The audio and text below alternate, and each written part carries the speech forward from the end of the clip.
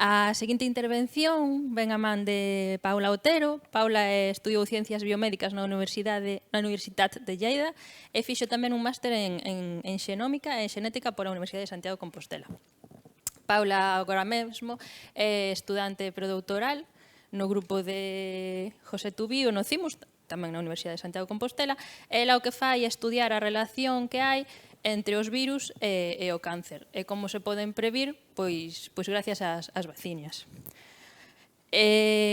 Tamén fai, o igual que Iria, tamén ten o seu lado de actividades divulgativas.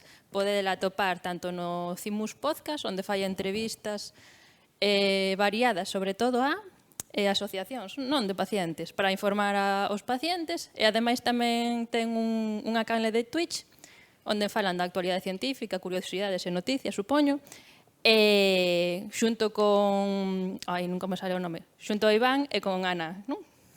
Bueno, dalle un forte aplauso, por favor, a Iria, que vai falar sobre previr o cancro a golpe de xeringa.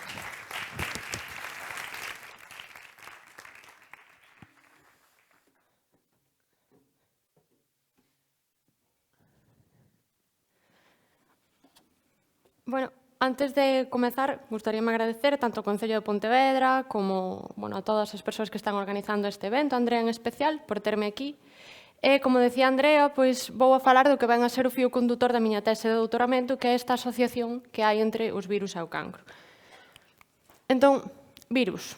Penso que a estas alturas a ninguén lle sona estrano o termo virus.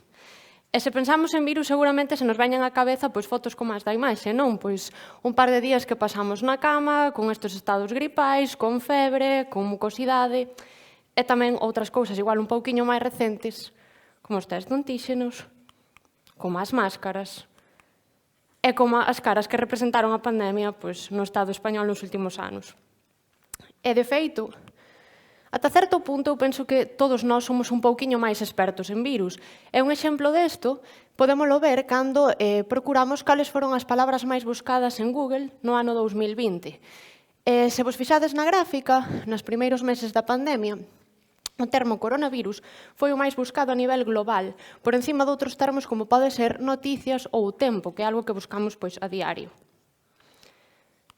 E, sin embargo, aínda que penso que todos somos un pouquiño máis expertos en virus, sí que é certo que hai unha cara oculta, hai unha faceta dos virus nas que non pensamos tan a cotío, non? Que é que algúns virus son capaces de causar cancro. E esta asociación non é algo que se saiba pola comunidade científica onde fai unha semana ou dúas, senón que se sabe onde fai máis de 100 anos. Falábanos Iria de que fai 100 anos había xente que andaba facendo expedicións pola Antártida, pois neste caso había un home que se apelidaba Peyton Rose e que postulou por primeira vez que un cancro que el vía en galiñas podía ser debido a un virus, non? Nestes máis de 100 anos que a comunidade científica leva investigando sobre isto, acabaron por definirse 7 virus que son clasificados como virus oncoxénicos. Son virus que son capaces de iniciar ou de promover o desenvolvemento de certos tipos de cancro. E se vos fixades na diapositiva, eu penso que moitos deles serán familiares para vós, virus da hepatitis B e C, virus do papiloma humano e tamén o VIH, por exemplo. E o abano de tipos tumorais que poden causar estes virus é bastante extenso tamén. Vemos cancros que afectan a cabeza e pescozo, cancros ginecolóxicos do sistema gastrointestinal ou outros que afectan a sangue ou tecidos brandos. En conxunto, todos os virus que se pensa agora mesmo, ou todos os cancros que se pensa agora mesmo que están causados por virus, supoñen máis do 10% do total. De feito, as últimas estimas xa rondan o 15%.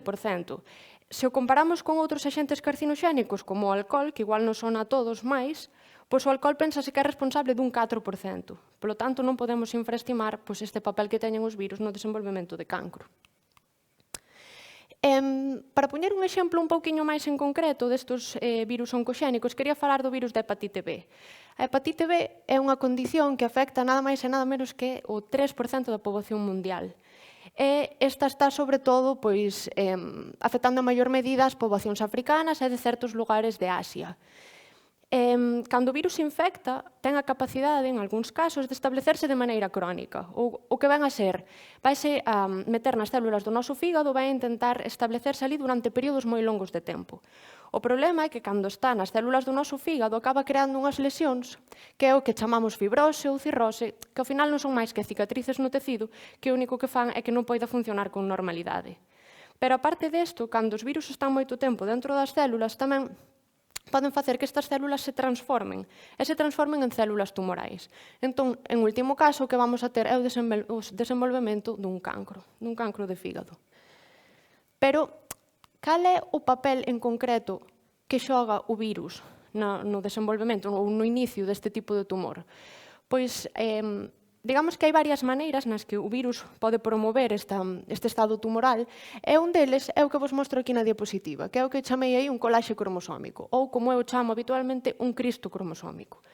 Que é que, basicamente, pasamos de ter 2 cromosomas normais, como pode ser o cromosoma 1 e o cromosoma 11, que exemplifico aí, e de repente temos unha estrutura híbrida a que lle faltan trozos de cromosomas nas que temos o xenoma do virus aí polo medio e que, obviamente, están afectando de alguna maneira a función normal destes cromosomas.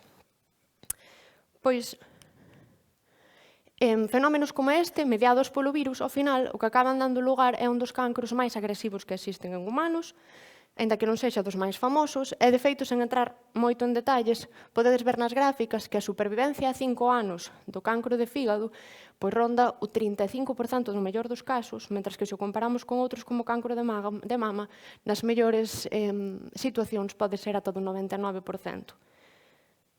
Pero non estou aquí para darvos malas noticias, así que quero agora acabar con un tono un pouquiño máis positivo. E que, ainda que pareza que o cancro de fígado é moi agresivo, e ainda que as curas sexan bastante limitadas e nos este costando bastante lograr un tratamento, moitos dos cancros asociados a virus permítenos xogar cun as que temos na manga, e que ao final podemos recurrir ás vacinas para previr estes tipos de tumores. Xa non estamos falando de curalos cando están establecidos, senón que podemos anticiparnos a que ocorran. Entón, nos nosos calendarios vacunais, sabedes que están incluídas, por exemplo, a vacina do virus da hepatite B, tamén a do papiloma humano, e moi recentemente tamén para varóns. Desta maneira, cando nos vacinamos, o que estamos facendo é adestrar o noso sistema inmunolóxico para loitar contra a infección, de maneira que lle estamos negando ao virus a oportunidade de que entre nas nosas células e se transformen en cáncer. Entón, a mensaxe que quería que levarades hoxe para casa é que, polo menos en certas situacións, está na nosa man previr o cancro a golpe de xiringa.